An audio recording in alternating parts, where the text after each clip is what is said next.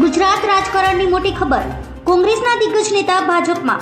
લોકસભાની ચૂંટણી જેમ જેમ નજીક આવી રહી છે તેમ તેમ રાજકીય પક્ષો પોતાના પક્ષને મજબૂત કરવા માટે રાજકીય સમીકરણો ગોઠવી રહ્યા છે.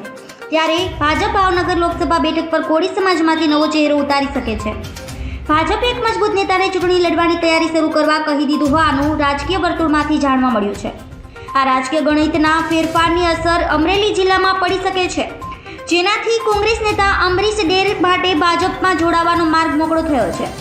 સૂત્રો પ્રાપ્તિ માહિતી અનુસાર અમરીશ ડેર કોંગ્રેસમાંથી 1-2 દિવસ બાદ રાજીનામું આપી શકે છે. જેઓ કોંગ્રેસમાંથી રાજીનામું આપી ભાજપ જોડાશે તેવું પણ નક્કી હોવાનું ચર્ચા થઈ રહી છે. અગાઉ પણ અમરીશ ડેર ભાજપમાં જોડાવાની ચર્ચા થઈ હતી. જો કે આપણે જણાવી દઈએ કે અયોધ્યા રામ મંદિર મામલે પણ તેમણે નેશનલ કોંગ્રેસ નેતૃત્વનો વિરોધ કર્યો હતો. અમરીશ ડેર વર્ષ 2017માં રાજુલા બેઠક પરથી ધારાસભ્ય બન્યા હતા. તે સમયે તેઓ હીરા સોલંકીને હરાવી ધારાસભ્ય બન્યા હતા. જ્યારે 2022ની ચૂંટણીમાં અમરીશ ડેરનો હીરા સોલંકી સામે પરાજય થયો છે. ધન્યવાદ.